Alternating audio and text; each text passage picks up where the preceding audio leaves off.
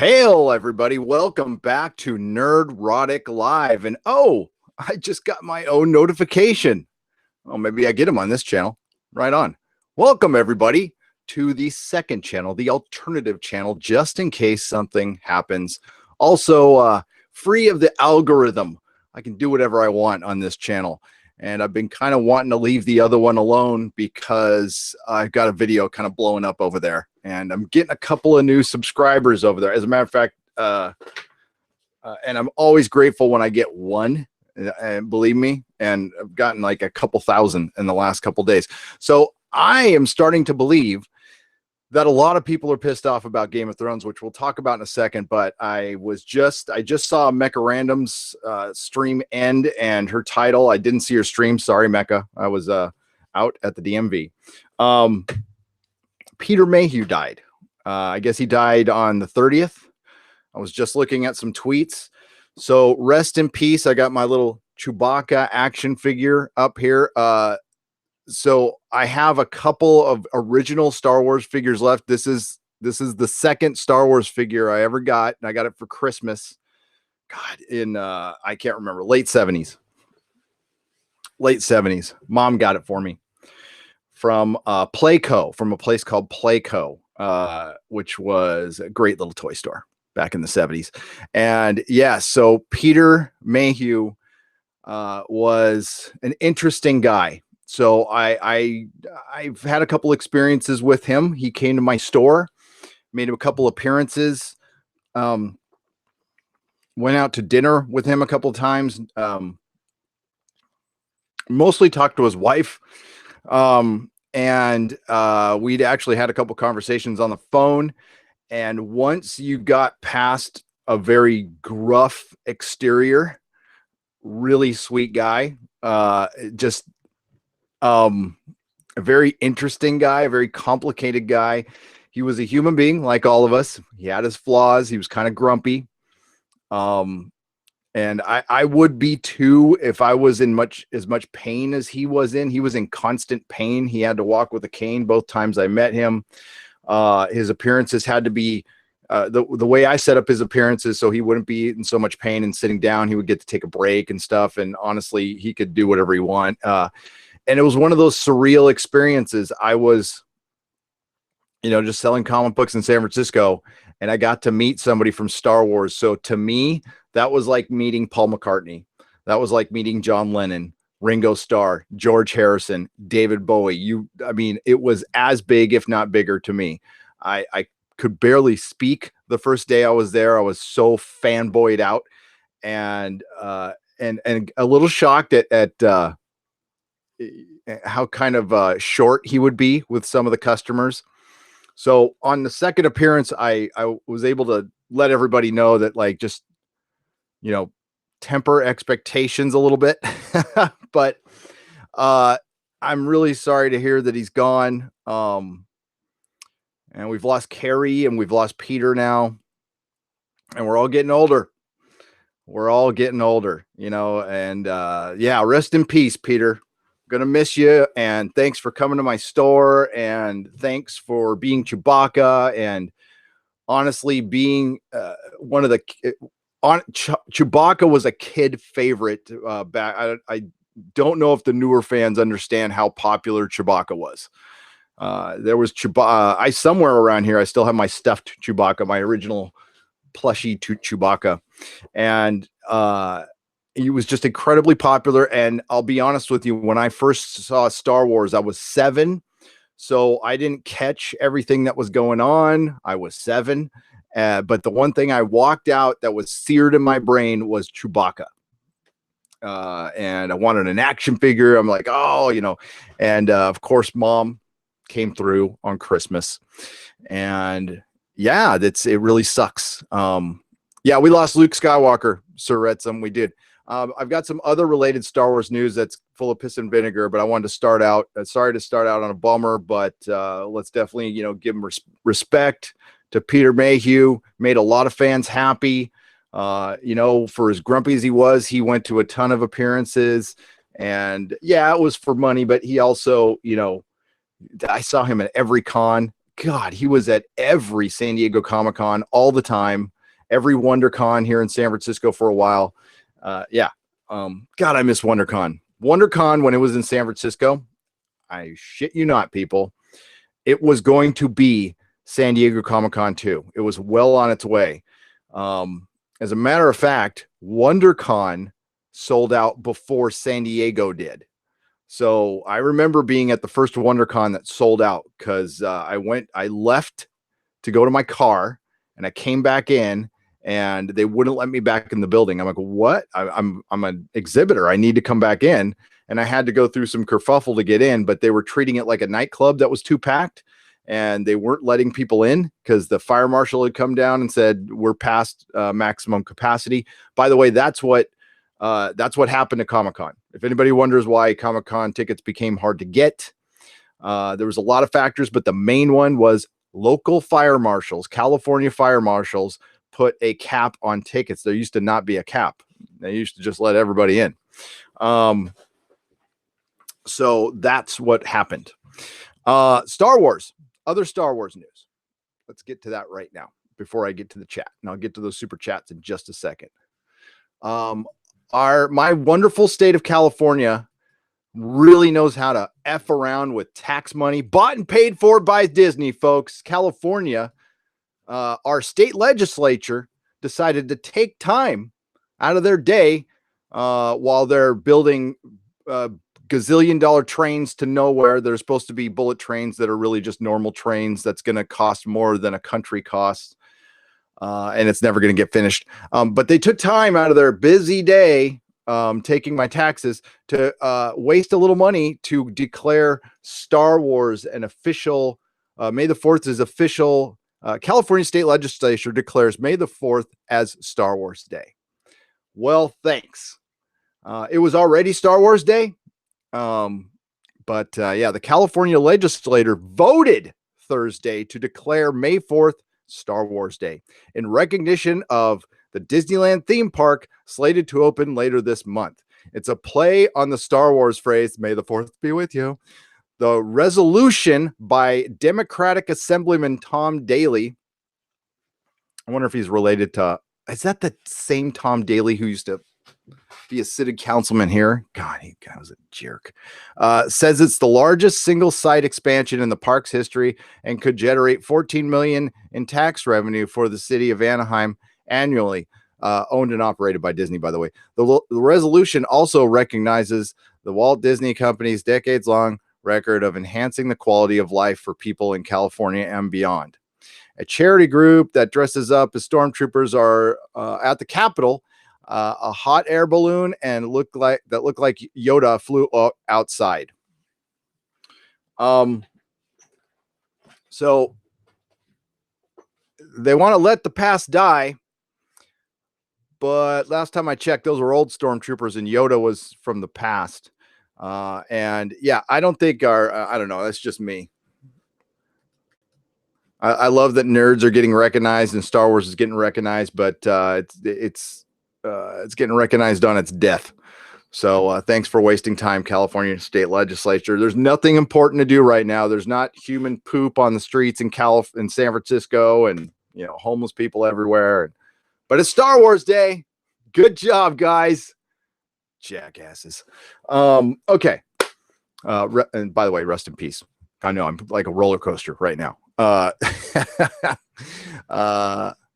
Oh, okay. What is this? Ian Moon says the director of Sonic responded on Twitter. He heard our criticisms. So are they getting? That's that was floating around in my head today. I know this. I know Sonic fans are passionate. So all the respect goes to you guys. I don't know much about the character, but what was rolling around in my head today at the gym was I wonder if they'll change it. I wonder if they'll actually listen to the fans and say, hey, maybe we'll delay this movie and try to make Sonic look like Sonic, because that would be your best move. Because that trailer got a lot of downvotes. A lot of people are pissed off, and it's not like a split fandom. It's pretty much 100%. Everybody hates it. So I would listen. Paramount's not in good shape. This, I mean, even a little movie like this could bury them right now. They are in deep, deep trouble. So I'm sorry, Sonic fans, but just the latest fandom. So Game of Thrones. It was funny watching people go through the five. It wasn't funny. Okay. Funny, interesting. Yeah. That's a better word. Interesting. I don't think it's funny watching people get pissed off. So go through the 5 stages of grief. And I was watching it on my video in the likes count. So when Doomcock and I did our live stream that night, we got hammered. It was the most downvoted video I've ever had. And all of a sudden, the upvotes started creeping back up again. So I was down to like 62%, 62% were up, and then the rest were down. 48% was down. It is now up to 80. So it's gone up. And I know poor Jeremy did a video that I totally agree with his review 100%. And he said he lost subs and stuff. I don't know. God, I hope that's turned around for him. And Doomcock did a great video and it's doing well. I did a video. It's all right. I mean, it's okay. And it's doing crazy. And it's funny. This was a little behind the scenes advice. I was talking to Jeremy about like what his process was at doing a video and stuff. And I won't say, but I was just asking him. And it was funny as him and Ivan were on the phone and Ivan came in and said, sometimes you just got to record a video and just not give 2 shits just do it. Don't think about it. Don't overthink about it. And that's what I did on that. And usually the ones you do, like the ones I like edit heavily and stuff. I mean, they do okay. They do great, but they don't, I mean, the other one, like I spent, half an hour on it. It's crazy. Hey, everybody, let's get to the chat. Yeah, Chewbacca's dead. I'm sorry. I don't know how he died. I'll look up the article and see if there's any news. Christian Basil for $2 just announced Peter Mayhew died. Chewbacca. Yes. The official Dougie J in honor of Chewie. Christian Basil. The Legend of the Traveling TARDIS radio show Renegade series premieres this Saturday. Thanks for coming on, Gary. Got to do it again. Christian Basil. Yes, we must do it again. I just text you. So I guess you and I will be talking after the live stream. Yeah, that was fun. You know what was fun, Christian? Talking about the Valiard. Let's get that article up here. We'll do that. I also need to change the title. Hang on, bear with me, folks. I'm going to be changing the title as we speak. R.I.P.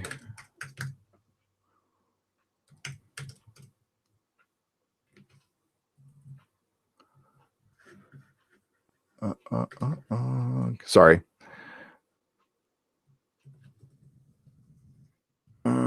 Peter Mayhew. But I'm just going to get rid of that last part there. We got some good news with Kasdan being off.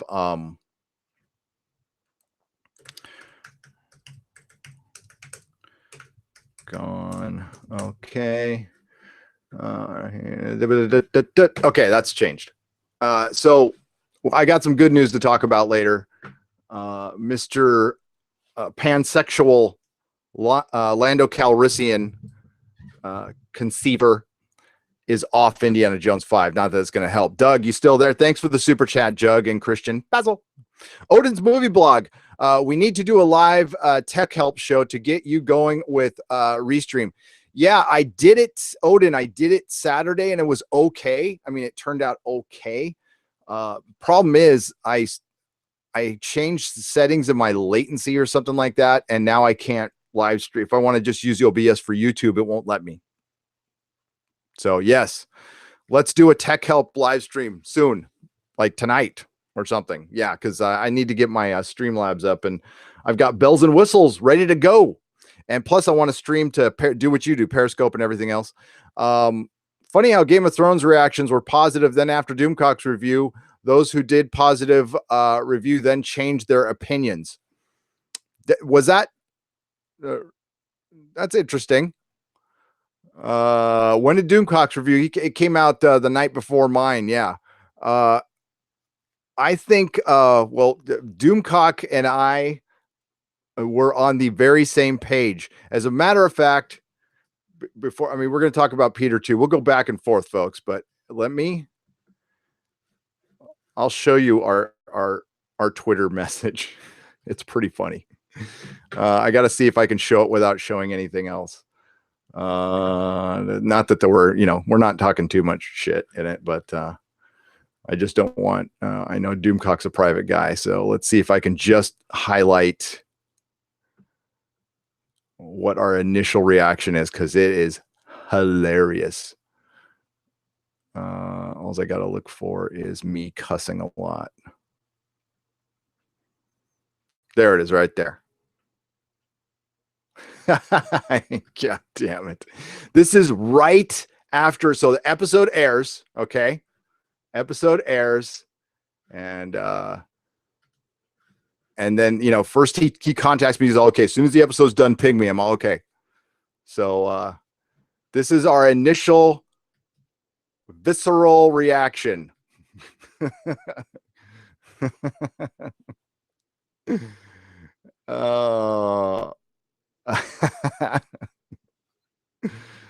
Yeah, I was very eloquent, can't you tell? I was yeah, that's it. That was Doomcock and I's first reaction to Game of Thrones right after it ended. So yeah, some people still like the episode. What brought it up for me was excuse me, I go to the Free Folk Reddit a lot, and the Free Folk Reddit's a pretty ballsy place. That's where you go for leaks and spoilers, and I mean, it's just not a nice place to go. That's why I like it. It's the Free Folk. We do not kneel. I get the saying from the Free Folk. Well, there'd be a bunch of kneelers over there right now.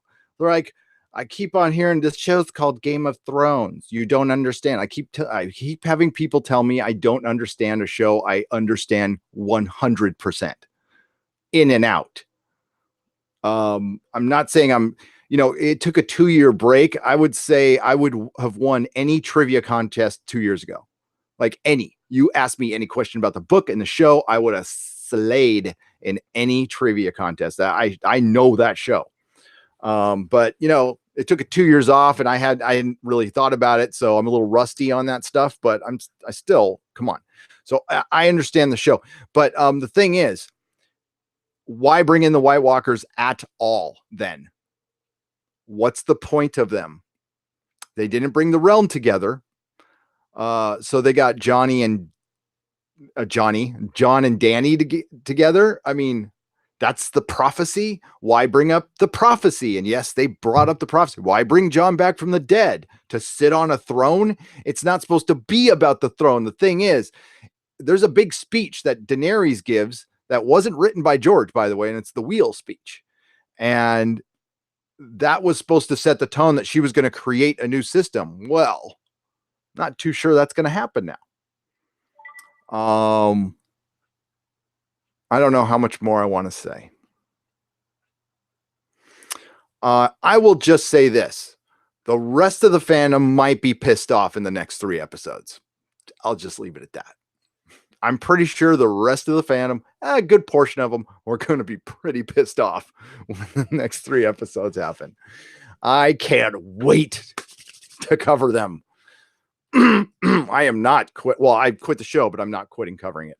Oh no. Hey, I just got my notification on my computer now. Okay. Jaeger Bomb, $5. Avengers Endgame was more disappointment to me, at least. How did you feel about Avengers again? As for Game of Thrones, felt mediocre. Is this the Last Jedi again? Jaeger Bomb for Game of Thrones? It absolutely is, because it's a franchise killer. It just, Arya's dagger did not only put a knife into the Night King, it put a knife into the franchise. And now that I know what I know, it put a knife in the franchise. Slay Queen, I know, right? I know we're going back and forth, but we'll get into that conversation. Let's talk about Peter real quick. Let's give him his due, and then we'll swing back to Game of Thrones. Trust me, I'm not done. I want to show you guys some of the free folk memes because they're pretty funny. People are going at each other. It's civil war in the free folk Reddit right now. People are just going at each other, and it's entertaining as hell. And I'm not a big Reddit user. It's like that's the only Reddit page I go to. I don't even go to the Doctor Who Reddit because I can't stand them right now. You know, I could make a year's worth of videos off the Doctor Who Reddit. I mean, there's some good people in there, okay, but it's just not what it used to be. Okay. Peter Mayhew, Chewbacca in Star Wars films, dies at 74. The actor was working as a hospital orderly when George Lucas cast him in the original 1977 movie.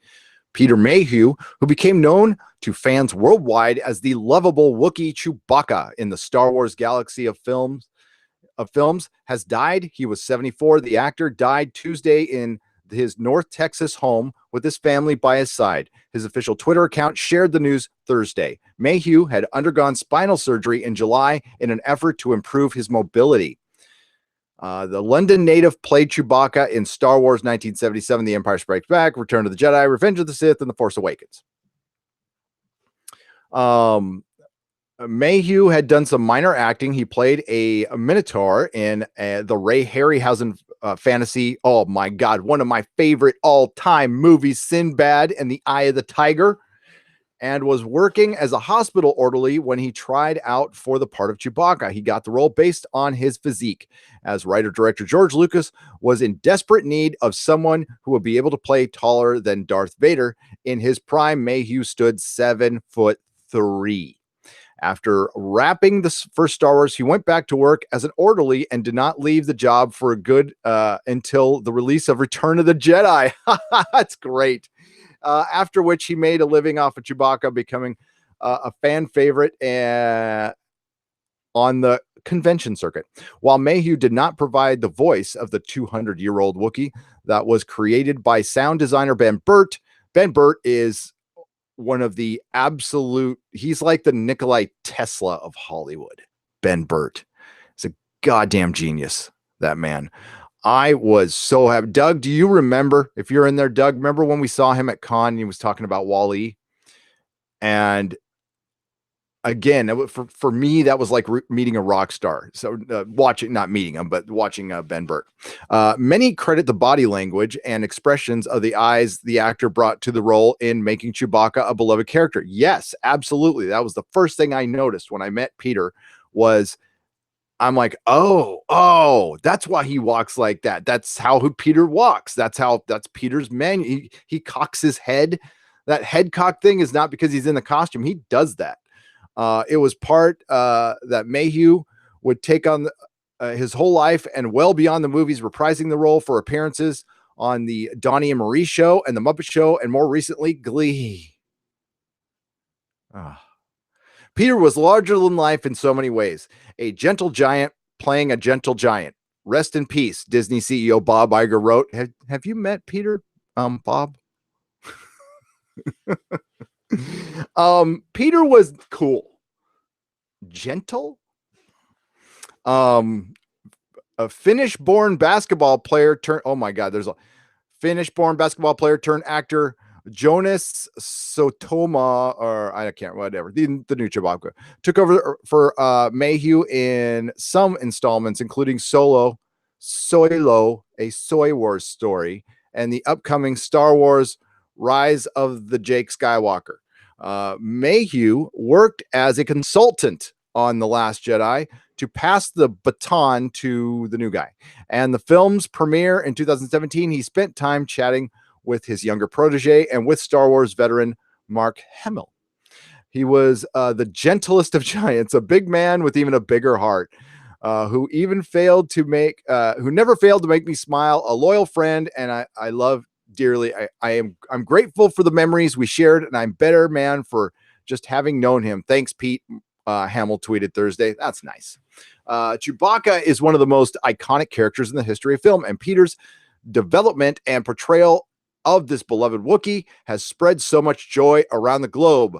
The new guy wrote, Peter's guidance and kindness have been invaluable gifts which warmed my spirit and prepared me for this journey. I aspire to make Peter proud and bring Star Wars fans the Chewbacca you know and love. A private memorial will take place June 29th, and there will be a gathering for fans at EmpireCon LA in December. Mayhew is survived by his wife Angie and 3 children. Angie's a spitfire. Angie is like, I like her a lot. She was basically his representation. EmpireCon in LA. Maybe I should go to that. That sounds like something I should go to. I will note that down. Yeah. Well, it's going to be out of sync every time I pull up an article. Right now, I'm just using Hangouts, Odin, so it shouldn't be out of sync. But if it is, that's what is it? Not my computer. My internet's dropping packets. Those guys are coming out soon. At least they haven't ruined the Wheel of Time series yet. Just wait, says Ravens Flies. Amazon is taking it on, right? Thomas Coulter, $2. No split. We who love episode 3 are right. The rest are wrong. Wrong. I respectfully disagree, but thank you for the $2. Matthias Hernandino, $5. Sorry, Matthias. Is it Matthias? Read books since 2000. Followed the show since release. Season 8, episode 3. Ruined. White Walkers, John Brand, Sam Arks. Pulled my banners down. Sold my books. Pulling a lost. Thumbs down. Matthias, you're correct. And I have the only thing I have left in here. Hang on. I'm going to take it down right now. Right now. I'm going to do it. You might hear things falling. Yeah, this is one thing I have left that I'm taking down because his arc is ruined. So my Tyrion statue, bye-bye. See you later. And then a little later, I'll take my throne down. I have a throne up there, and I have more room for Doctor Who stuff. By the way, somebody sent me this in the P.O. box and didn't leave like a note. Didn't leave I don't know who sent it. So please let me know. That is cool as hell. So that's going to go back there with all the other stuff that gets sent with the P.O. box. Now I'm going to be showing throughout and somebody else a mysterious person sent me old vintage Charger and Padre. Look at this. Because I'm from San Diego. Alan Wiggins. Rest in peace, man. He died. Cocaine's a hell of a drug. But thank you very much. I got some old Rupert Jones. These are my Padres right here. That mustard brown stuff. That was just they need to go back to those unis bad. I think they had a Steve Garvey in here too. There it is, Steve Garvey. Steve Garvey's my dad. That bumper sticker was huge in San Diego for a while. So thank you, mystery people who sent those on the P.O. box. Yeah, Chewbacca, Peter Mayhew was nice. He was cool as hell. He was fun to talk to. Maybe if you knew him as well as Mark Hamill, sweet, gentle, probably. I didn't get that, but I liked him a lot. I thought he was funny. He was funny as hell. He had me freaking laughing all day because he could talk some shit like nobody else. And well, there's certain things I can't say, but yeah. I don't want to say. He may or may not have talked a lot of shit about George. The Grand Inquisitor, $5. Gary, do you think Chewie is George Lucas's way of telling us he believes in Bigfoot, or just a creature he thought would be interesting in his film? Maybe. What George Lucas is from California. He is from Northern California, and Bigfoot is pretty huge up north of me. There's a whole Bigfoot economy up there. So maybe, listen, Chewbacca was certainly that played into it, because if you are my age, you will know that Bigfoot was very popular in the 70s. Very, very popular. Bigfoot made it on the $6 Million Man. There was Bigfoot and Wild Boy. Bigfoot was everywhere. Yeah, Grand Inquisitor, good question. I think he was secretly trying to tell us. Did I tell you, Grand Inquisitor, you have the Grand Inquisitor in your avatar. So you are a numero uno Star Wars fan. You're like one of the Star Wars fans in our chat who points up. So I'm sure you read the Star Wars Tales, which I'll tell this story again. It's my favorite Star Wars story ever. And it's just a little short story that was in Star Wars Tales 15. And Indiana Jones, it was Star Wars Tales. So Indiana Jones is in a Northern California forest, and he's hunting Bigfoot. And he's following a Bigfoot around the forest and stuff, and I'll cut right to the chase. He finds a crashed Millennium Falcon with the skeleton of Han Solo, and the Bigfoot is just Chewbacca, and found by Indiana Jones. Great story. Back when Dark Horse was producing phenomenal work for Star Wars. Actually, some of my favorite things from Star Wars ever are the comics from Dark Horse. Yeah. Sadukar, 7th Legion, 2 pounds. Sign.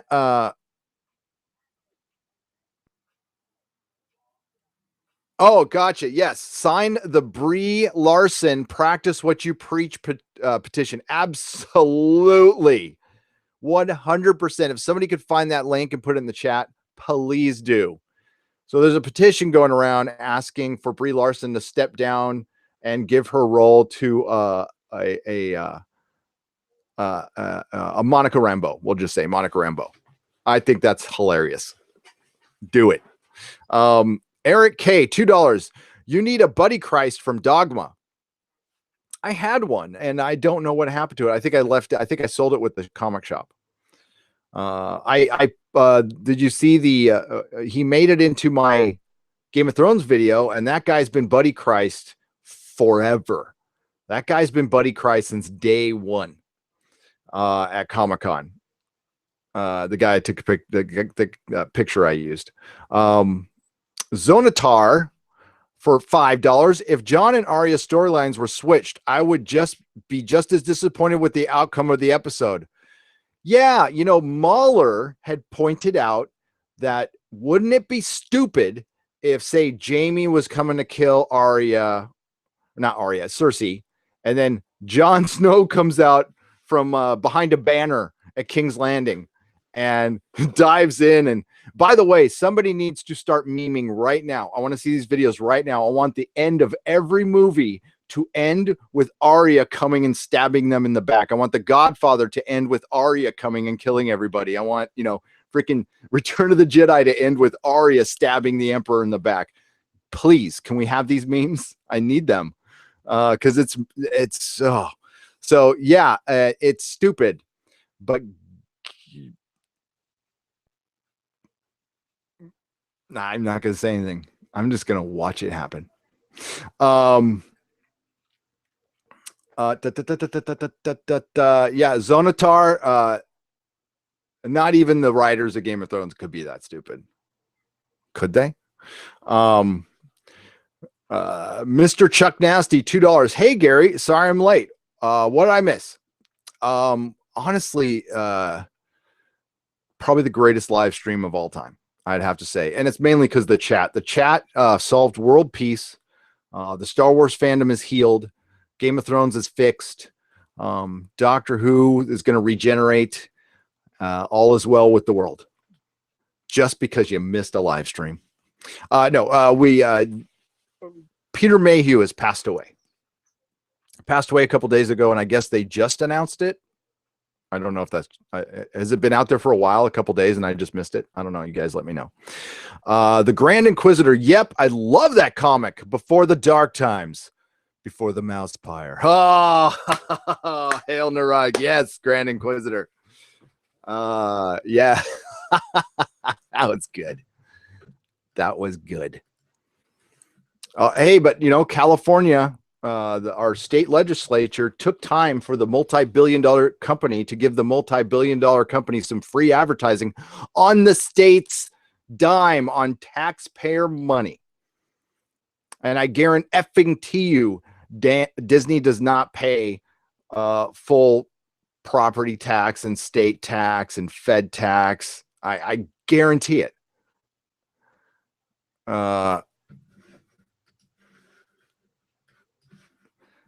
Okay, let's get back to the chat.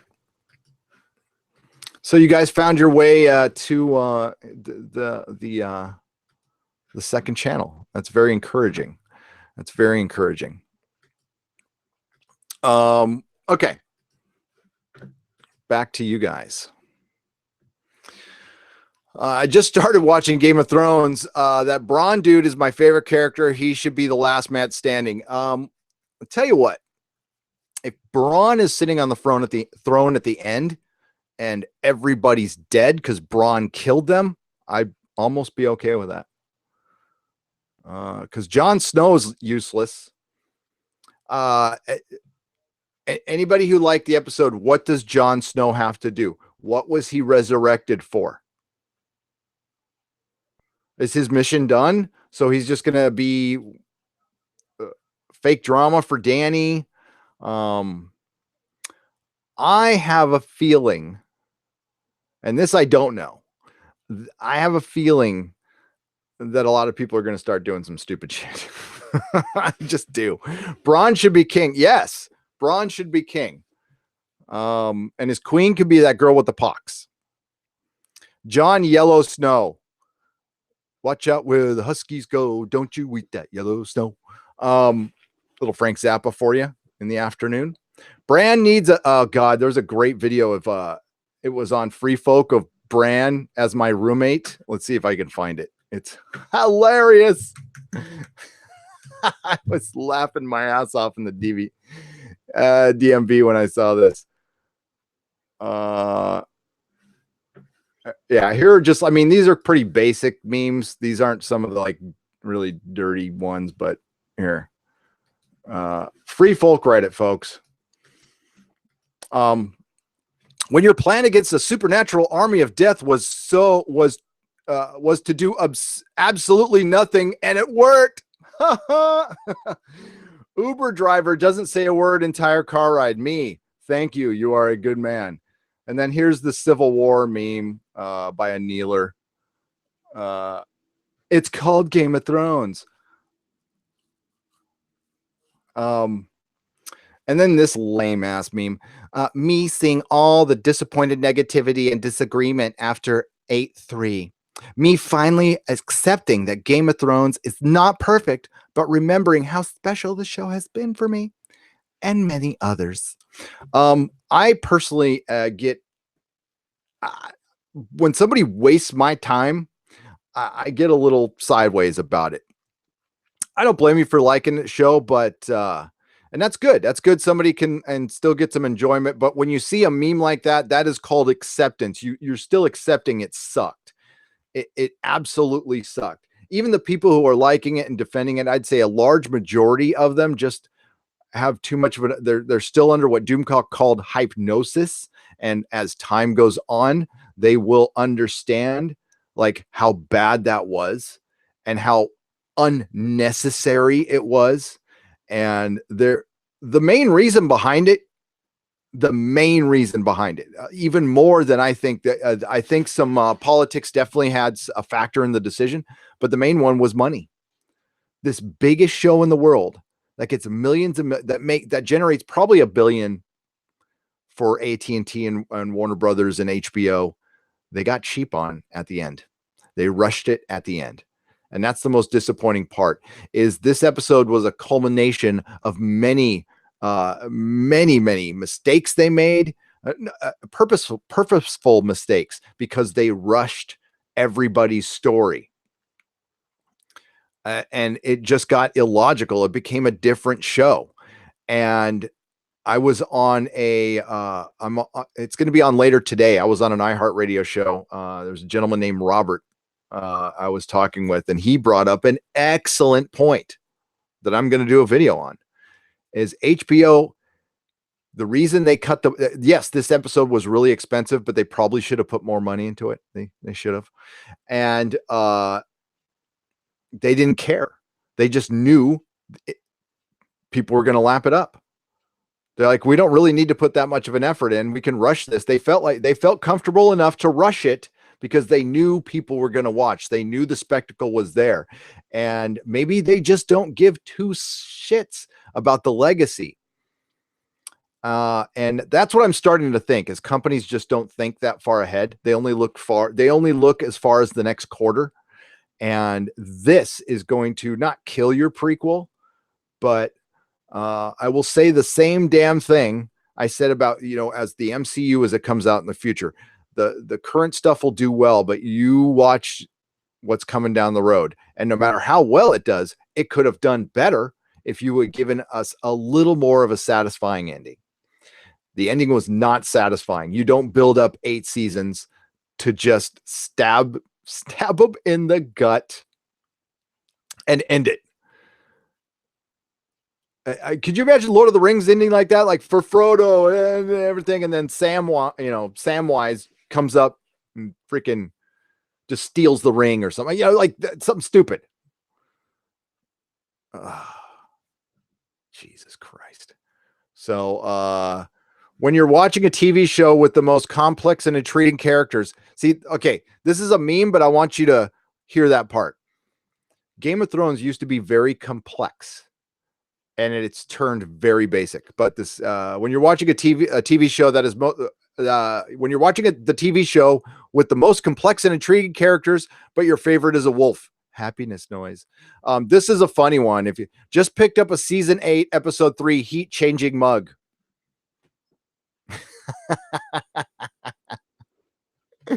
That's funny. I like that one. That one's pretty funny. Here's when your a roommate is Bran Stark. I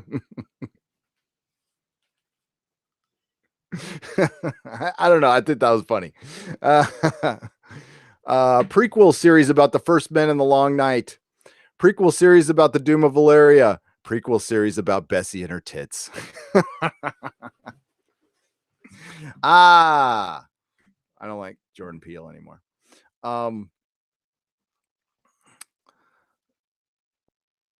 Jon Snow best battle tactics. I know I take it off, but fight the Bolton cavalry alone. Send the Dothraki into the war. Kidnap a white. Build a flame trench behind the army. Yell at a dragon. It's laughable. And if you saw the Mahler video, which I'm sure some of you did, oh my God, it was funny.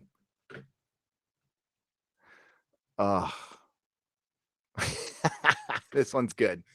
This one's good. You got to be kind of a book fan for this one, though. The people of Essos finding out that the Dothraki are dead. Yes.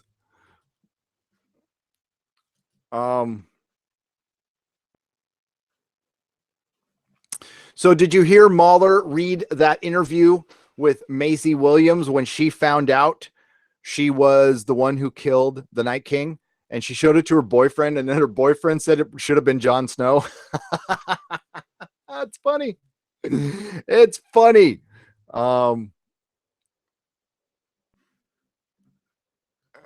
Here's another one. Hang on. I'll get to the chat. Ain't this the truth right here? Whites fighting extras.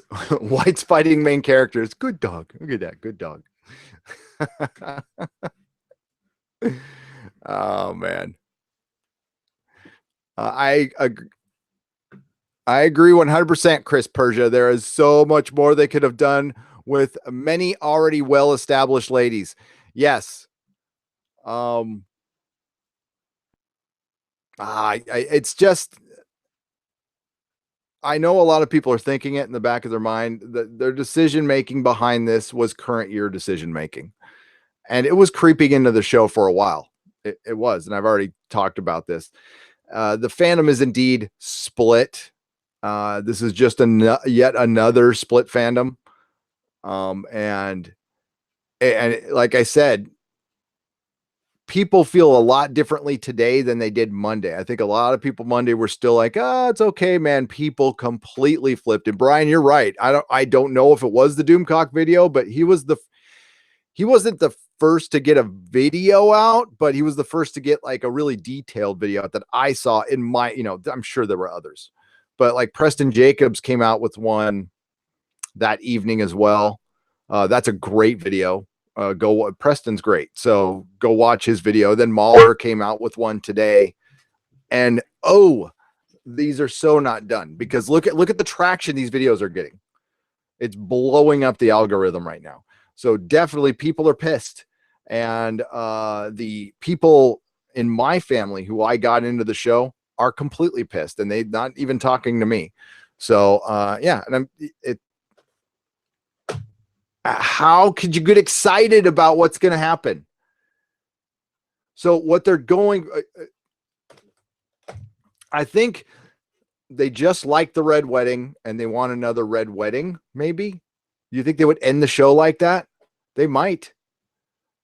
Fandom is either people that are critical when the writing gets lazy, or just sycophants that will swallow any crap. Yeah, I mean, I put up a picture on my Twitter of a cute little night kingy wingy, and I'm like, yeah, that's about how scary he is now. And what's that say? Take out. Oh, is that the okay? That's the there you go. Thank you, Sadakar 7th Legion, for the £2. He put in the link for the petition. Oh, I'll sign it. I will sign it for sure. High Plains Drifter's not talking to me either, but you just talked to me right there. When you say I am not talking to you either, Gary, you're still talking to me. I don't know. What did I say? Amelia Clark said the biggest stuff is still coming. Well, I mean, big what? The Game of Thrones. So if say the show ends with just somebody sitting on the throne, like what changed in Westeros? If somebody's just ending up sitting on the throne, I will argue that why did Robert Baratheon, listen, the realm is broke. The realm is broke. It is broken. The North is devastated. The South is devastated. Euron Greyjoy has been allowed to plunder wherever the hell he wants. How are they going to bring this realm together? Are they going to kill everybody? That doesn't bring everybody together. What's the big threat? The Golden Company? Cersei? Cersei's not going to be sitting on the throne. She's going to die or run away to Essos or something like that. I don't know. I have no idea. But that's not a satisfying end. It's ending the show. Big stuff might happen. Yeah, I suspect a large portion of that cast that survived the Army of the Dead is going to get slaughtered in the next few episodes. The one thing I do know is they haven't shown a lot of scenes. But I tell you what, I don't expect, I think people are expecting another big battle. I honestly don't. I don't think we're getting that. I think we're getting probably a skirmish at best, and we're going to get a lot of politicking, and it's going to be about the throne. Okay. So, honestly, it would have been better if Robert had lived, because at least the realm was at peace.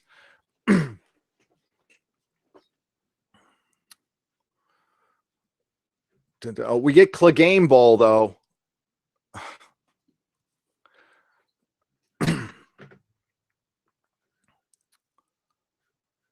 See, Alarak, and betrayals are, when the betrayals would have had more impact if they were continuing to happen while this major threat is coming. Like that's when they're at right now. If you just go back to betrayals, then you're just being the realm you were before. And the whole point of a big, okay, George R. R. Martin set out to subvert some Tolkien tropes within a story. So he still wanted to tell a major good versus evil battle. He didn't intend to write a dark fantasy series and end it with just some people screwed each other over and it ends. Really? No. And you can tell because the others, and I'm going to do a video on this, the others, we still know nothing about them and they are still on their way where there is no Night King. So there's no way the show could end like the books. There's just absolutely no way. And just we're seeing some soap opera betrayal. Is that how we're ending our big epic fantasy? It's not very epic. It's not. You're going to get shocked. Oh, they're going to be shocked. Maybe they'll kill Jon Snow. Maybe they'll kill Daenerys. Maybe maybe they'll kill Tyrion. I fully expect Tyrion's on my death list. He is on my death list. My death list is over there. And there is one person who got the deaths at Winterfell pretty much right. I was pretty shocked. They were spot on from our death pool. But I'm still going to watch it, but it just doesn't feel epic anymore. So it feels like, it turned from Game of Thrones into, and not to besmirch the show or anything, but like, just like the Kingdom, or Vikings. It's just now a historical show with no real magic or no real fan. And we got a dragon flying around. I bet you one of the dragons is going to die. And there'll be one dragon left, and it'll be, something very shocking will happen, or maybe both Jon and Dany will die, and it'll be for what? Yeah. There has to be a payoff. Even if you're subverting expectations, you still need to pay something off. You don't want to get so caught up in your subversion of expectations and the politicking. And like I said, who cares? There's not enough time for one, politicking and the stuff that Game of Thrones did. It did it well because it built up over 10 episodes. We have 3 episodes. We're starting from scratch right now. And we got 3 episodes to build up what? They're longer episodes. So yeah.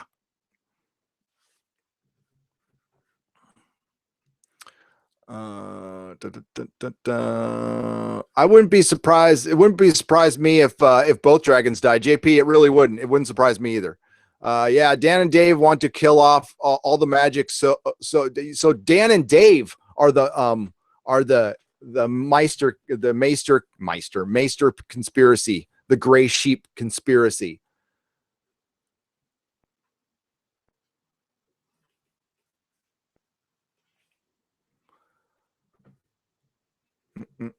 And that might be part of the story. It is actually Matthew Matson. Yeah, Dan and Dave want to kill off all magic, so both dragons have to die. There is a conspiracy in the books.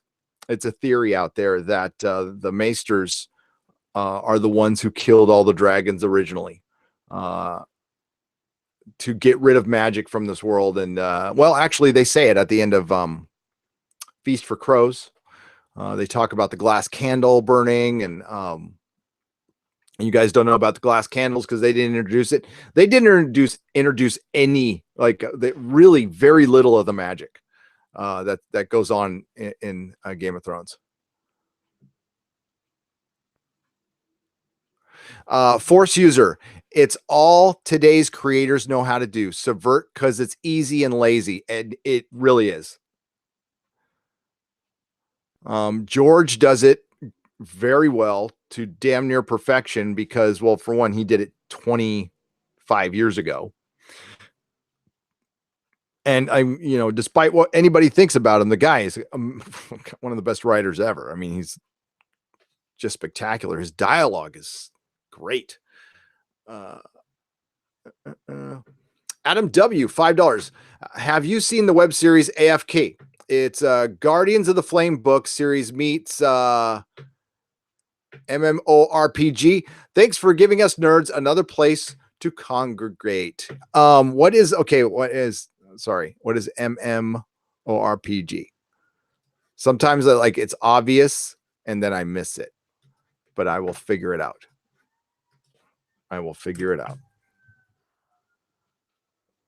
Okay, gotcha.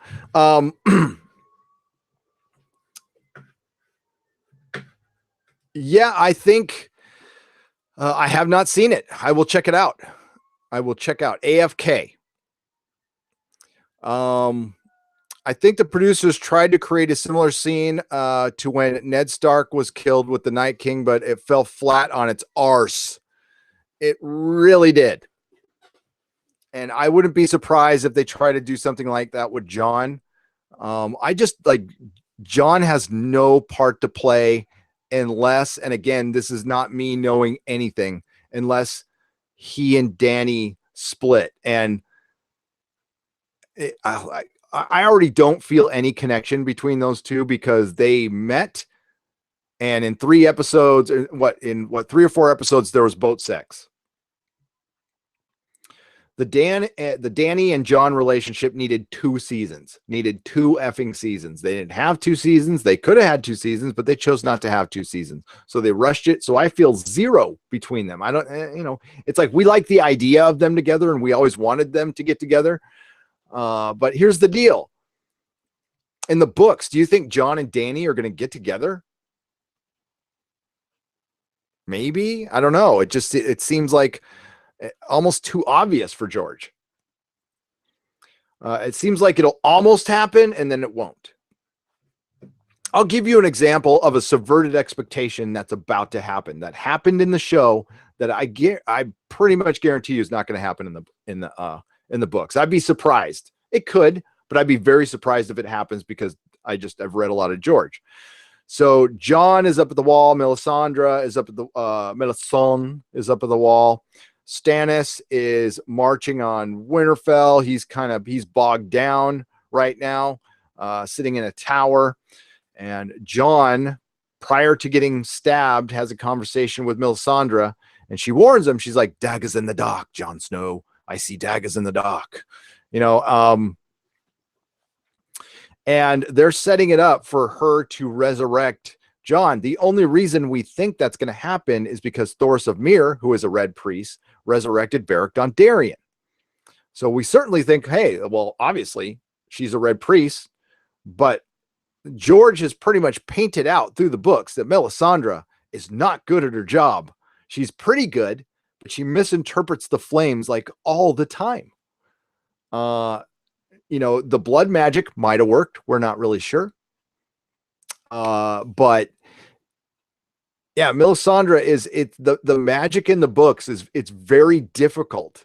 It's not perfect. That's the cool thing about it, is like it kind of works, and it probably could work better if somebody who was more talented, like the writing for Game of Thrones was at it. And that's what makes Melisandre a very interesting character. She's like this really scary, red witch who's kind of incompetent. And it's cool. I like those little layers that he puts in the books. I don't think she will be resurrecting Jon Snow. I just don't. Because it's so damn obvious. I don't think he's going to do it. My theory, I don't know if it could happen because she'd have to haul ass. I think Jon's going to be dead for a while. I think they're going to put his body. They've been setting up the ice cells, and I've talked about this at the wall. And they're going to put him in the ice cells and not burn him right away for some reason or another. I don't know why, but they won't, he's going to die and stay dead for a while. And when he comes back, he's not going to be like the Jon Snow we know, because the other thing they kept setting up is like when you die and you come back, part of you is gone. So, and of course we have Lady Stoneheart out there who hated Jon Snow, but how did she get her life? She got her life from Beric. So Beric can pass it on. He has the power to pass it on without Thoros, or maybe he made Thoros do it. I can't remember now, but yeah.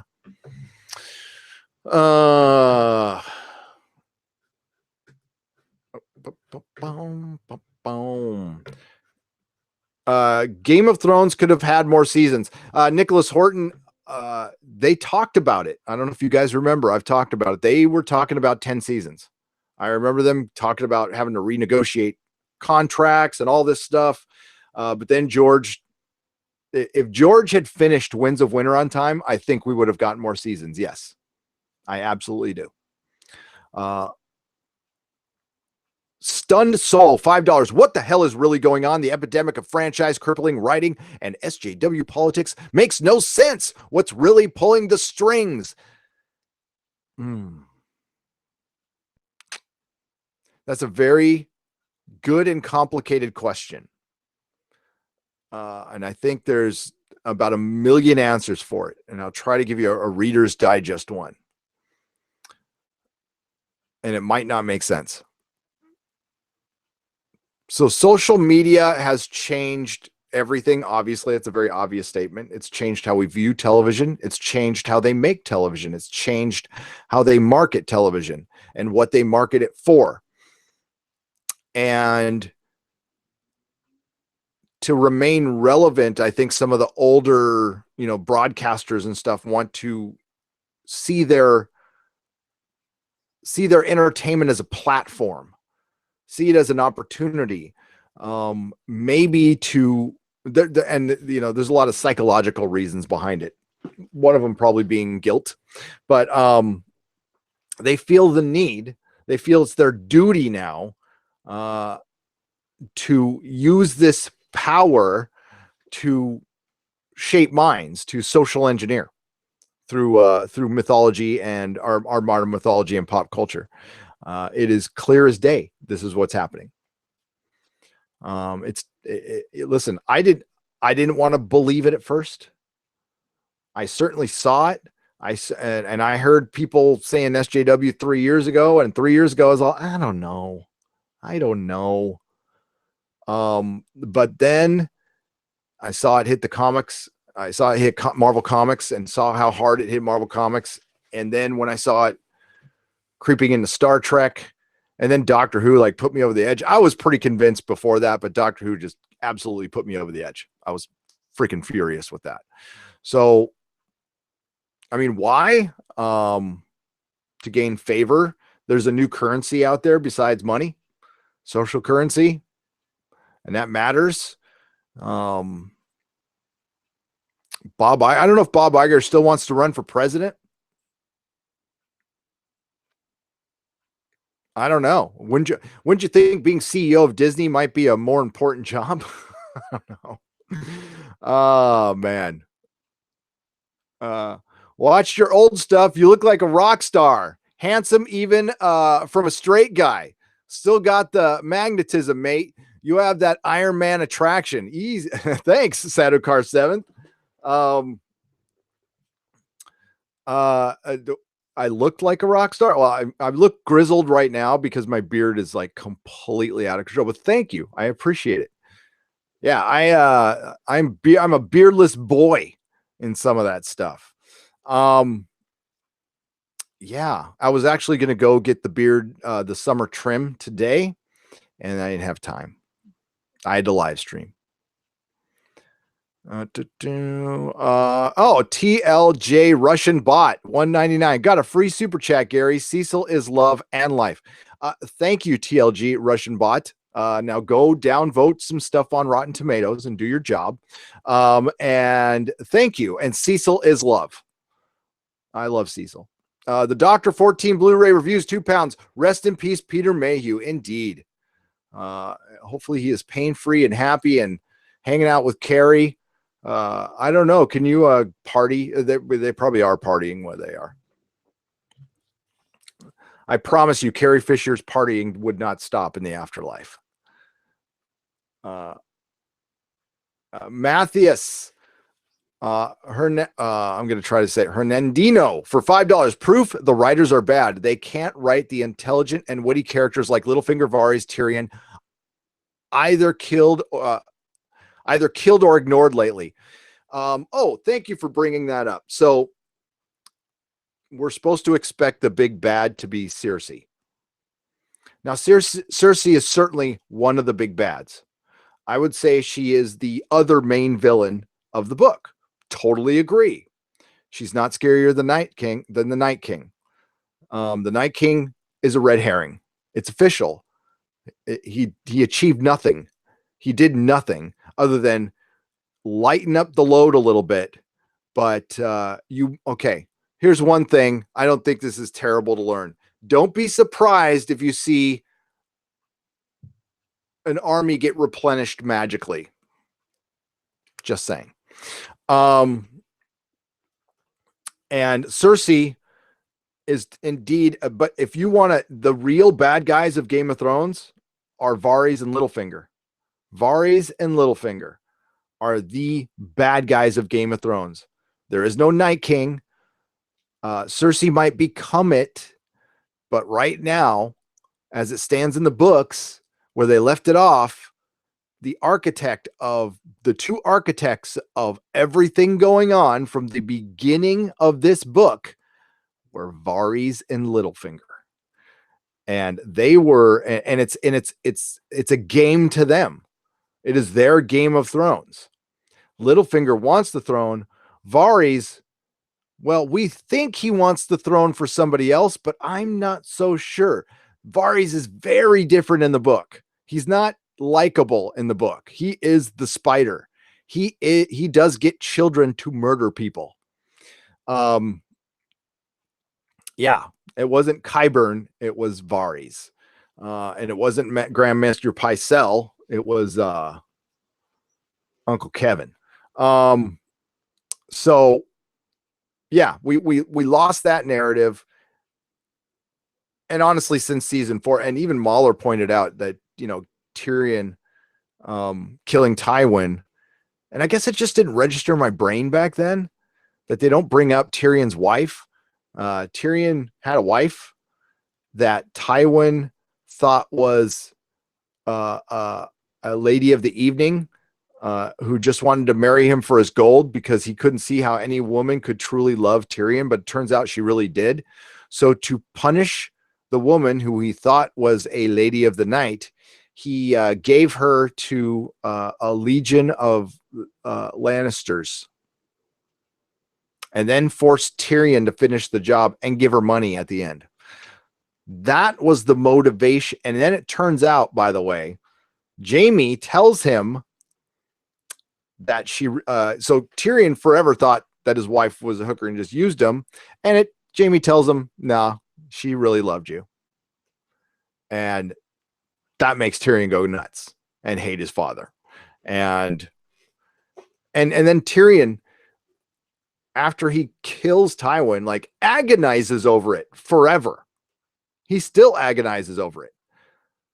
One thing that both Dany and Tyrion do quite a bit is they have essentially the ghost of Tyrion has the ghost of Tywin always talking in his head. He's always thinking about, stuff his father said when he's in, dire situations and battle situations. And then Dany's always listening to her brother.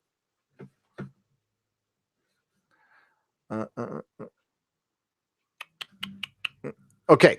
Echo Base Network 499. Jeremy at Geeks and Gamers, our good friend Jeremy, promoted our giveaway video today, giving away a Star Wars hat just like the one Jeremy has.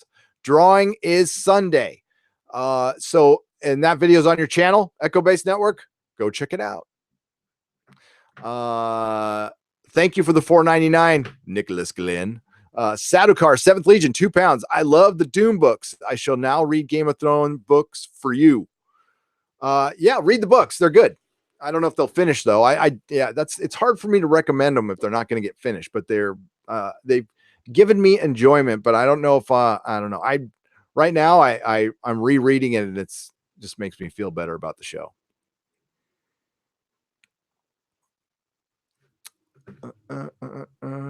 Just making sure I didn't miss any.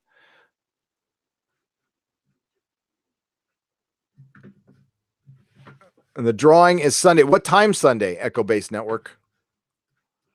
What time Sunday? I'm going to be doing like I did last week. So we'll be doing a pre-Game of Thrones right here about an hour and a half before the show starts. So it'll be what, 4:30 Pacific time, 7:30 Eastern. Then I'll watch the episode and then I'll be live. I'll see if I can pull, somebody else, because Doomcock's not going to come on. So I got to find somebody who's still watching the show to come on and join me. Montana Horseman, $5, showing support and thanking you for always having the real fans' backs. Hey, I have all fans back. You are right. Thank you, Montana Horseman. Thank you so much. I try. I do my best. ABDR4, Nerdrotic Live, the North Remembers fanfic is my chosen end to the series. For anybody else, and this, thank you very much, ABDR4. I want to everybody to remember, what was the slogan for season 1? Was it Cersei is coming? Was it the Lannisters are coming? Was it wine is coming? No, I think it was winter is coming. So let's talk about The Long Night. The episode was called The Long Night, but that's based on The Long Night.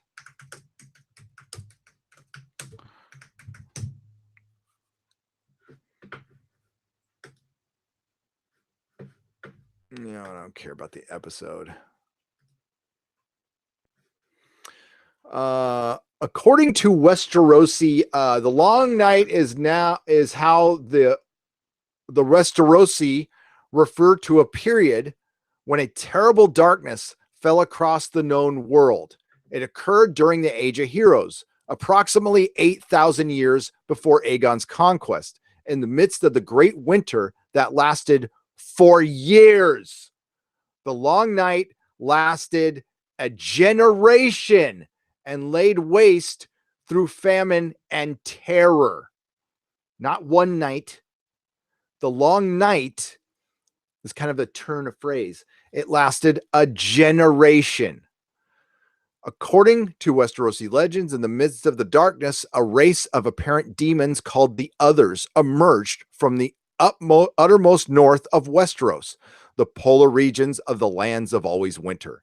They wielded razor-thin swords of rice, raised whites. The whites are the dead, by the way.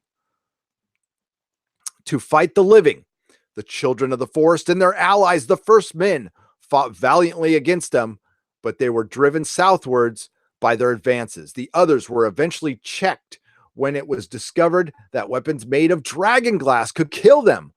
Legends from the north claim that the last hero made contact with the children, the first members of the Night's Watch, drove the others back in the battle for the dawn.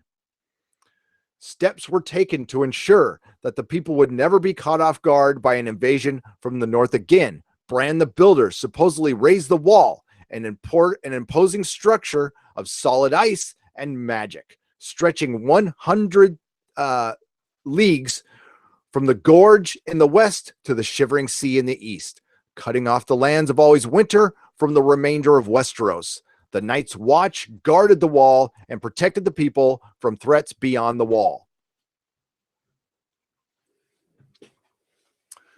They had giant ice spiders.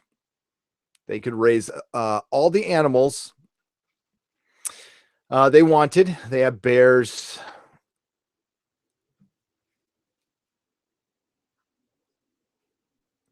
The oldest histories we have were written after the Andals came to Westeros. The first men only left runes on rocks. So everything we know about the Age of Heroes and the Dawn and the Age of the Long Night comes from accounts set down by Septons thousands of years later. There are archmaesters at the Citadel who question all of it. And the whole point they're laying towards in the book is the wall might not have been built by Bran the Builder. There are some who think that the wall was built by the others. Who are the others? Well, there are some crazy theories about Game of Thrones. Let me tell you one of them. One of the craziest theories about Game of Thrones, and the only reason there's only one thing that really leads us to believe this, is there's a throne on the Iron Islands called the Sea Stone Chair. The Sea Stone chair was there before any men got there. They found it there, and it was a throne, and it was definitely made by men, and it was made, and they call it like a wet, smooth black stone, almost like a hard plastic. So there is a crazy theory out there that Westeros and Planetos used to have an advanced civilization on it that basically blew itself up. And the others might be what's left over from that. There are many other theories out there. I don't think any of these are true. And it's up to George to put that out if he'll ever finish it. They talk about it a little bit in A World of Ice and Fire. And that's the fun thing. George has built such an amazing world that Dan and Dave completely ignored. I mean, just completely ignored. That would have made the show. There is only, they could have fixed this entire thing by adding 5 minutes here, 10 minutes there. They didn't need to like dedicate all this time. They could have brought Quaithe back and had a conversation with Danny that could have fleshed out the others and the White Walkers more. And they just failed to do that because they weren't interested in the magic part. I think their biggest problem is, like I said before, they just didn't feel like they felt like whatever they put on screen, people were going to watch, and who could argue with them? They did, but they can't be happy, or maybe they are. Maybe they're like really happy that, if half the fandom was pissed off and then they did something at the end that just brought everybody back, props to them. That's not going to happen unless it's White Walkers, though, and they're not coming back. They're dead. The Night King is dead. And no, they haven't shown a lot of scenes, and I guess it could happen, and they're all lying to us, but I'm pretty sure he's dead. That was it. So, and I know there's a number of people out there who think that Bran will turn into something, and it might happen. We'll see. Aragon all over again, Forgotten Prime, right? Absolutely. It's just, you didn't stick the landing.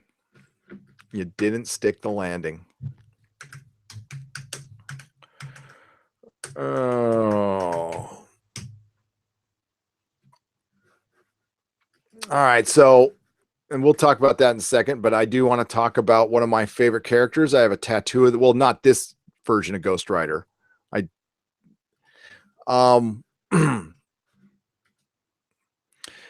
Ghost Rider star Gabriel Luna to star in Marvel Hulu series exclusive. Gabriel Luna once again suiting up for Marvel's Ghost Rider, but this time for Hulu. Variety has learned exclusively that Luna will star in the recently announced Hulu live-action series based on the comic book character. This will mark the second time that Luna has played the Ghost Rider, previously appeared as the character in ABC Marvel's Agents of S.H.I.E.L.D. However, sources stress that this will be a completely new iteration of the character, in no way connected to Agents of S.H.I.E.L.D.'s story. Well, then why bring him back in? In addition to his time on Agents of S.H.I.E.L.D., Luna and other television credits include True Detective, Wicked City, Metador. On the feature side, he's been in Terminator Dark. He's going to be the Terminator, whatever. Luna is rep by, I don't care. Ghost Rider, also known as Robbie Reyes, is consumed by hellfire and supernaturally bound to the demon he lives. Here's my guess why they're not having it connected to S.H.I.E.L.D. Because he got his powers from Johnny Blaze. I think that plays into it. In Agents of S.H.I.E.L.D., he got his powers from Johnny Blaze, Ghost Rider. We actually got a couple of little scenes with there. What is this stupid ad? I don't know if Hulu ordered live action series Hellstrom. They join upcoming animated Hulu Marvel based on Howard the Duck, MODOK. I got to see that. Hit Monkey, Tigra and Dazzler. That won't be. And the Super SJW Runaways. All right. So if they bring him in and put his ass on a motorcycle, okay, I'm all right with that. I'm cool with that. If he's on a motorcycle and they just want to replace Johnny Blaze and they basically give him the Johnny Blaze story, it'll be disappointing because that's not the character I read in the comic book. Gabriel Luna's Ghost Rider. didn't move the needle as far as sales are concerned at all. It was clearly a move to make Marvel more diverse. You can use Ghost Rider as a mantle. It's been done before. I don't like the look of that skull. I think it's stupid. The costume's fine. I'm okay with the costume. Him having knives. I mean, so if they turn Gabriel Luna into the Ghost Rider, you know, the one that rides a motorcycle that's a flame cycle and he shoots hellfire out of his, and he's got the pennant stare and stuff. Okay. All right. But I always use this as an example of Marvel being kind of racist without even knowing. So they wanted to bring in a Latino character. That's fine. But of course they made in the show, his brother got shot by gang members and he lived in East Los Angeles. And of course he was a mechanic. It's like, you don't, why couldn't he have been a paralegal? You know, and this goes to the comics too, by the way.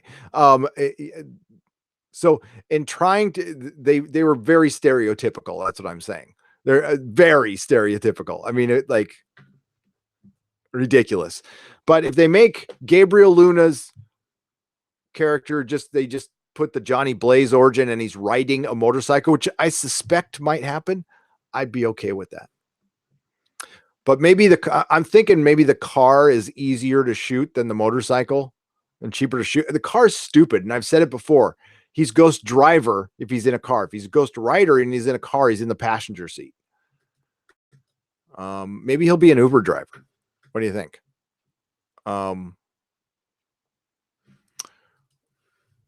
Yeah, or a paramedic, or I don't know, owns a small business. Could he have owned the garage at least? I mean, like, you know, like, yeah, he has to be working in a garage and his brother gang related stuff. And wow. Dang. $5.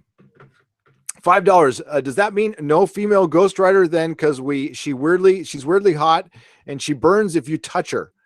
Well, there's no Me Too in that one, huh, Mr. Roboto? No. Maybe I'm sure that she will be introduced in season 2.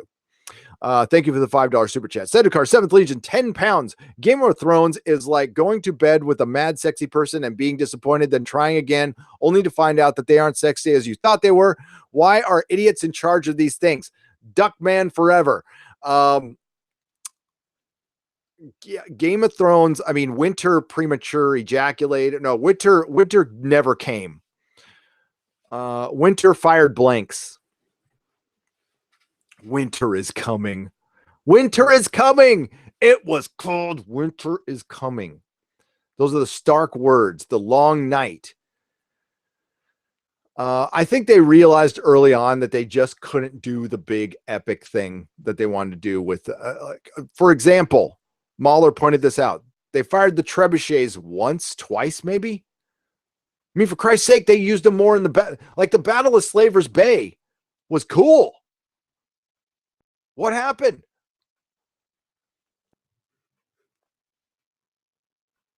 Artemis Over Easy gives great advice, and my friend, you did not need to pay for that.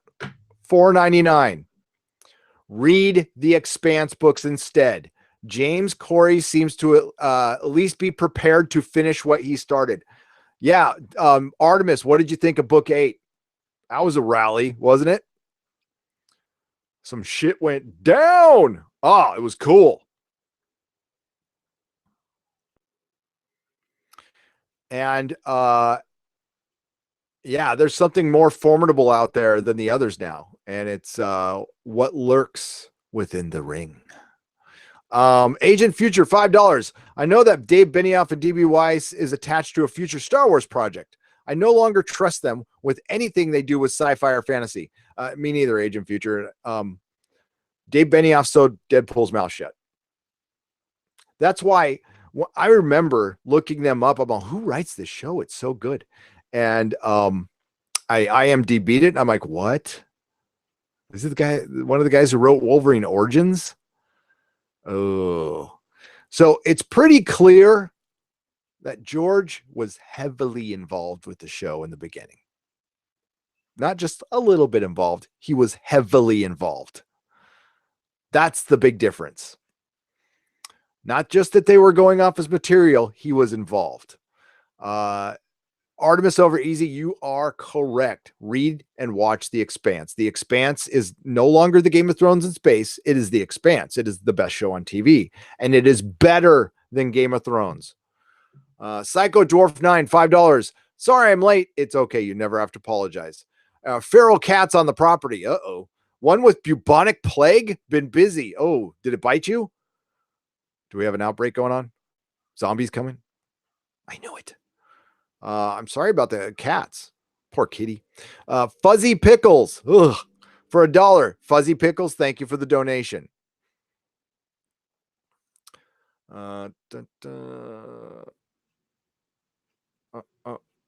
Show your back tattoos. I have a puma. Curious of you.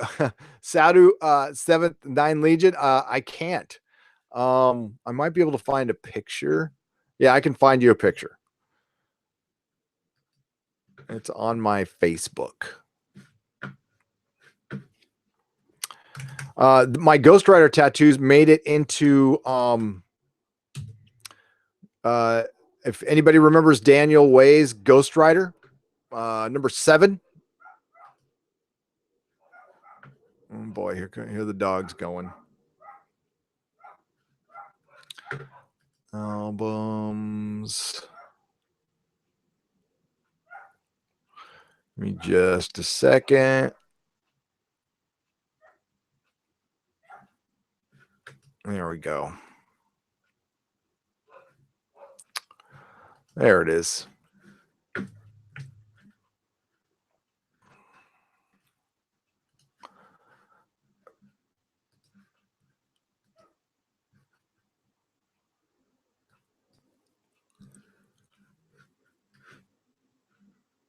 There we go. So that's on my left calf. That's Ghost Rider. And that is my favorite cover ever. I just love that cover. Ghost Rider 18, The Salvation Run. That's just good. That's just a good cover.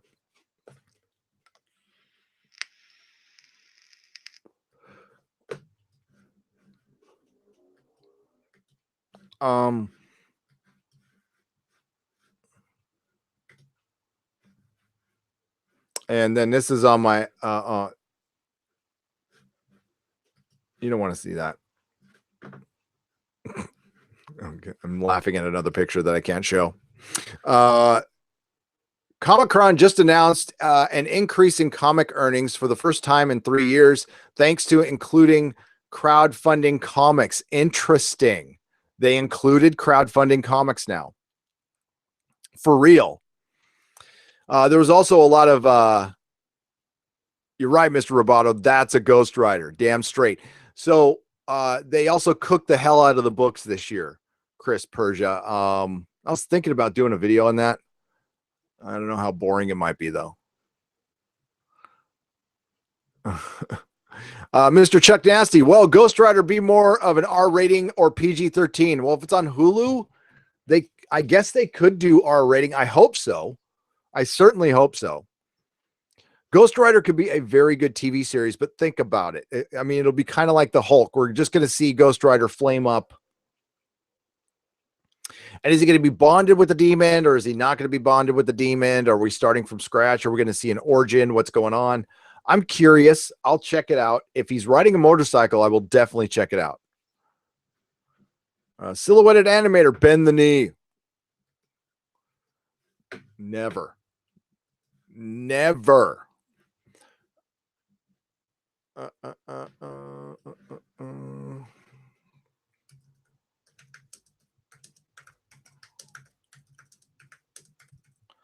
I'm trying to answer a question here.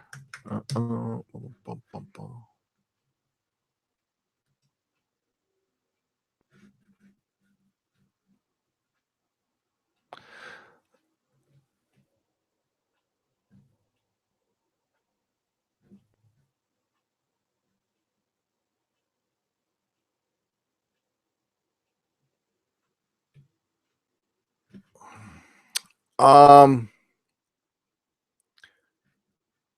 going to look at that closer.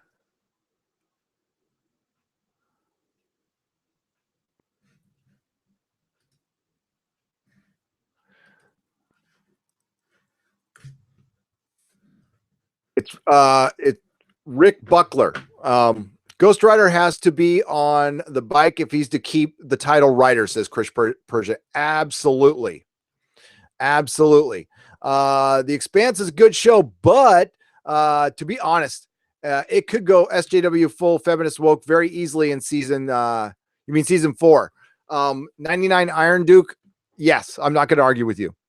Everything is susceptible now. Absolutely nothing is free of this stuff. I've seen it in absolutely everything. I've even seen it creep very little into Happy. Now, Happy, I'm happy to tell you, didn't go. Oh my God, the last episode. I'm sorry I didn't cover it here on the channel. I'll cover the last 2. My God. Oh my God. Little Bo Peep sitting on Happy's head. Happy's a unicorn, folks. Oh man. And then it's rainbows everywhere. Oh shit. I could not believe that when I was watching that. There's a television show that shows imaginary friends getting it on in a very funny way. And it's a show directed by Brian Taylor, who did, of course, Crank and Ghost Rider Spirit of Vengeance, one of the greatest films of all time. Just kidding. All right. I'm going to read a letter. By the way, Uncle Ben Parker sent me this. And he sent me a script, and he's kind of chewing me out a little bit for not reading it, and I deserve it. I'm really behind on my emails. I do get to everything. It's just not in a timely manner. I'm still new at this, and I'm doing the very best I can. Dear Mr. Neurotic, I hear a lot of people talk about not getting around to it when explaining why they haven't completed a project. Ahem. That fanfic I emailed you. Well, now you got around to it. Now you have no excuses. If it breaks, I don't do refunds. Sincerely, Uncle Ben Parker. By the way, this looks like it's an amazing little sketch here, by the way. That's awesome. I like that a lot. That is super cool. But he sent me this. And like I don't know. I mean, I can't. I'm a proud member of the Fandom Menace, and it feels like I've been accepted into the family a little bit. I know it's backwards to me. I think it might be reversed to you, but it says the Fandom Menace. That is cool as hell. Okay, now I'm going to do a little Robert Meyer Burnett here and read a letter. And yes, my glasses are going down my nose because I'm not going to. My progressives are old. If I get to, and I didn't really proofread this, so if I might skip any personal stuff, if I see any personal stuff. Dear Gary, I hope this letter finds you and your family well. Just thought I would send you a little present for all of your hard work on the channel. I subscribed to you back in January when you only had 26,000 subscribers. It's been great to see strong growth since then, and I find myself making your videos a highlight of my day. From listening to your podcast, it seems you have met a fairly great number of famous people in the fandom. And I don't know if you are interested, but years ago, I was an actor in the UK. When I was first starting out, I managed to get what was called a featured extra role on Doctor Who in the episode Partners in Crime. I know that episode. In the scene with Donna's mother and her friends in a restaurant, I am the man in the black suit and jacket, purple shirt, and begins to bubble with adipose. Oh, that is awesome. Funny side note that when the director got the cameras set up on me, I said, they said I needed to yell. I screamed my head off. He called cut. It walked up to me laughing and said, Nick, This is a family-friendly show, not aliens.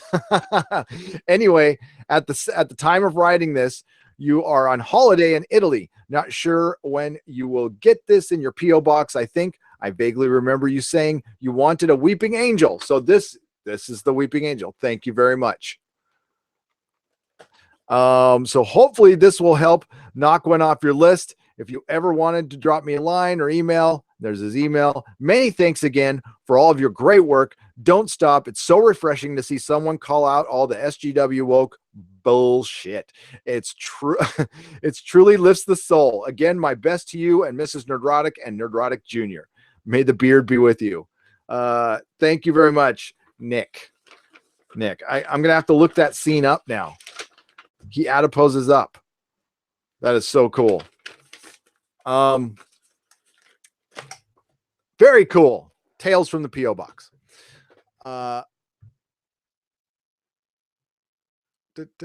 Sadokar asked normal chat, but no reply. Where is comics?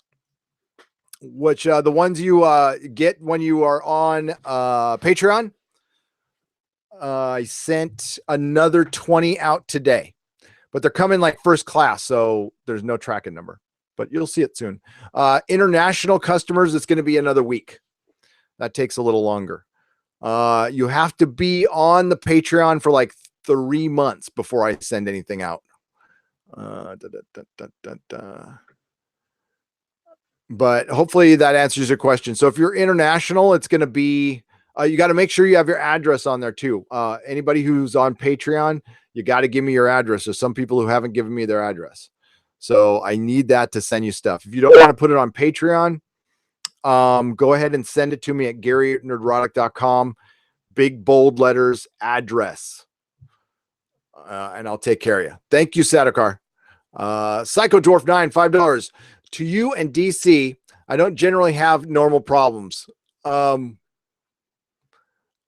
I hope. Well, I hope you don't have any problems, Psycho Dwarf. I don't know what that context is, but I don't want you to have any problems. Should I read the Expanse novels or Thrones first? Expanse. The Expanse writers come out with a book generally every year. This one was only late because there was a printing error. So they come out with a book every year. So actually we're going to get the next book sooner. I think we're getting it. The final Expanse book comes out this November, I believe. Correct me if I'm wrong. Any Expanse fans out there? But right, we get the last book this year.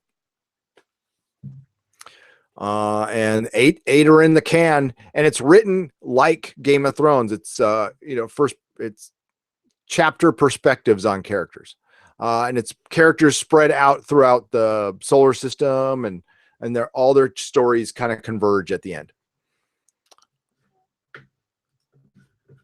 It's very well done. Not all the books are perfect, but they're all really damn good. John J. Rich, Emilia Clarke, Season Battle, episode 5-3.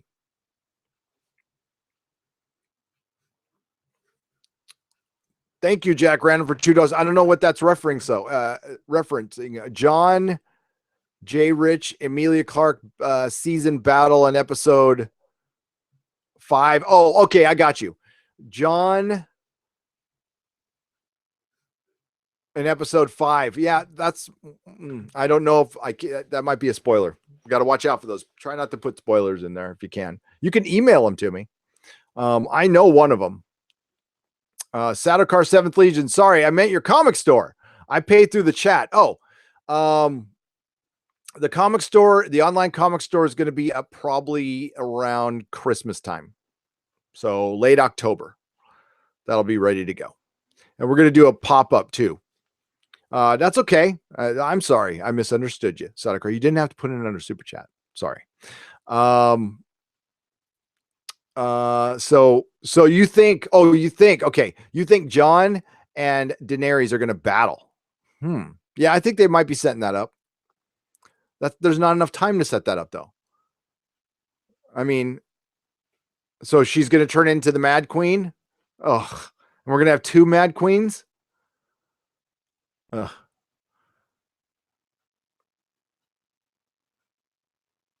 Oh, Mr. Chuck Nasty, I need to correct myself. Well, Ghost Rider or will, okay. Yes, Ghost Rider should be rated R. Ghost Rider should be rated R, period. End of story. Let's get to the chat here. Sorry, Amelia Clark said episode 5 will be bigger than in season 3. Really? She said that? Huh. I heard very differently. Now, where I heard it from could be completely wrong. So here's what I heard without giving any details. It is a skirmish. It is a skirmish compared to the Long Night. Somebody emailed me and just the email said, "Don't get your hopes up." That's all it's.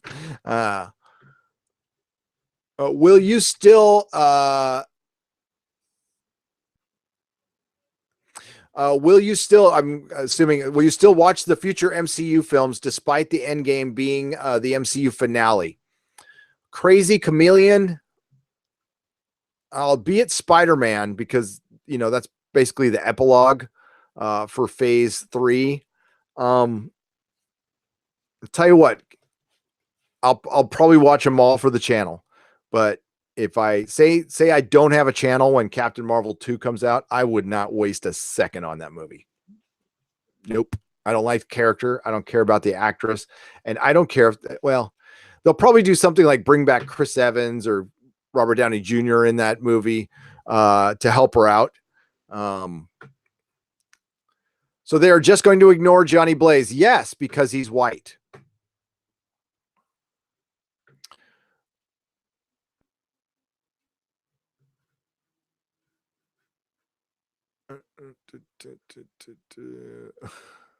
RV Ghost Rider, Shuttle Bus Ghost Rider. That's right. I loved it, and I know people hated it, but I loved it when he Ghost Ridered that giant tractor drill thing, whatever it was, at the in Spirit of Vengeance. I thought that was cool as hell. I thought that was cool as hell.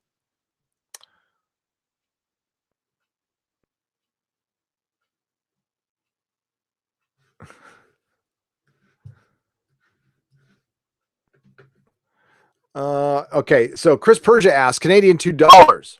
Any thoughts on Phase 4 Hemsworth Thor movie? I'll watch that. I'm kind of surprised he's sticking around. But I think I would like to see Thor after this. I don't know really what they do with the character. I mean, in the Asgard thing, fine. They're in New Asgard, and Valkyrie's in charge. Yeah, I like Chris Hemsworth, so I'll watch it. If they team up with the Guardians of the Galaxy and do the Asgardians of the Galaxy, that'd be pretty great. I just don't think they are. I don't think Chris Hemsworth was in James Gunn's plan, or maybe he was. Maybe he was. I could be wrong on that one. I'd watch the hell out of that. I would. The Guardians of the Galaxy 3 is the only one I'm really looking forward to. I do not, and if they do another Thor with Taika Waititi, sure. But if they do that, Chris, if they bring Thor back with Taika Waititi, that's kind of a maybe we're not really done with the old characters yet. Let's not turn the page just yet. Because while the Eternals, I love anything based on Jack Kirby, as long as the person who is handling it knows Jack Kirby in and out and gives us full Jack. I mean, Taika Waititi did that in Thor Ragnarok. I mean, there was a ton of Jack Kirby in that, and that's why I liked it. Tech Guy, $2. I didn't like all of it, but I liked it. Tech Guy, $2. Will people Brie Larson be remembered? Will people remember Brie Larson like Peter Mayhew? They may remember her, but if it is, it'll be like Katherine Heigl. Somebody compared her to Katherine Heigl, and I thought that was a pretty fair comparison. I think that was a pretty fair comparison. She will be remembered. Just not well. She's just not likable. Oh my God. You guys want to get really freaking triggered? You know that podcast, I did a Brie Larson video a couple days ago. I listened to the podcast. You got to hear her say these things. The things I was reading, you got to hear her say them. It's a lot different. It is a lot different. Okay, folks, I'm going to have to run. It is 6:21. I got to make some dinner and I got to make like 3 videos tonight. So the Game of Thrones debate is, I thought it'd be over. So I'm kind of done talking about the episode, but we're going to be talking about the future and what's to come and how Dan and Dave hoodwinked the entire audience. So essentially they're telling us, well, they've told us this, they've come out and said it. And some people, they did not intend on making the show this way, but this is their excuse to explain away their bad writing, their lack of money, inserting politics. They're saying this was always just the show about politics and the White Walkers were just John's story. It was just one part of the story, some bullshit. That's a lie. That's a lie.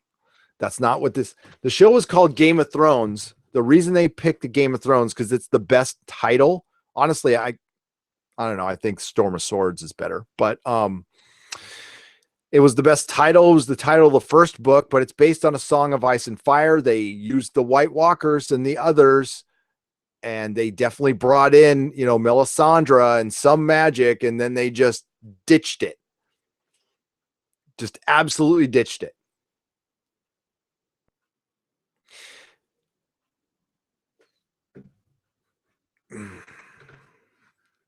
I don't know how many different ways people have to say that this was such an utter failure and on every level. Another good thing will be, so you watch Lord of the Rings, you saw the big battle,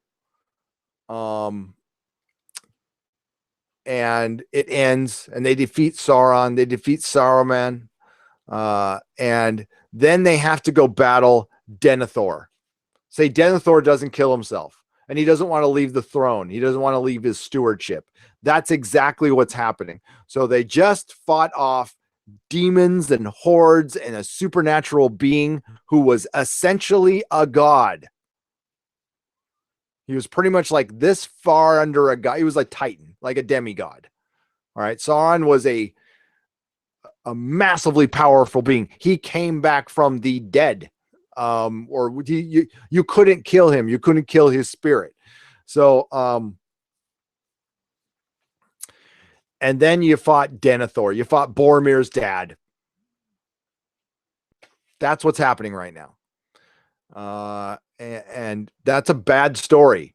So if that's what George intends to do, I'm sure he's rewriting his ending right now. I'm sure he is. Because goddamn. And people can try to explain it away, but it's just not going to happen. And trust me on this one. Game of Thrones is going to be known for this. This is its legacy from here on out. It is no longer known as this intricate show with complex characters and complex themes woven into a subversion of Tolkien's, of what Tolkien laid out in the world of fantasy, dark fantasy, whatever you want to call it. It will be known forever as the show that whiffed hard. Yes, I want to see those videos of Arya, killing the Emperor, killing the shark at the end of Jaws, and just doing that'd be so fucking funny. All right, everybody. Mrs. Nerdrotic's home. Y'all have a good night. Thank you for joining me. Thank you for all the super chats. My God, the dogs are going nuts right now. You guys are. Joseph says we haven't seen the end of the show yet. I would argue that we have.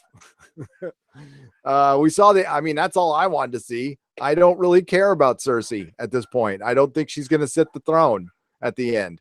I think we're just going to see some characters die. What was the whole point? We're going to keep the system. What's going to happen to the Seven Kingdoms? Maybe the Sansa gets the North and Iron Islands go to Yara, and all that was for that. Very disappointing. So everybody have a great day. Yes, get woke, go broke, right? Go Snoke, go broke. All right, everybody. We do not kneel. I will see you soon.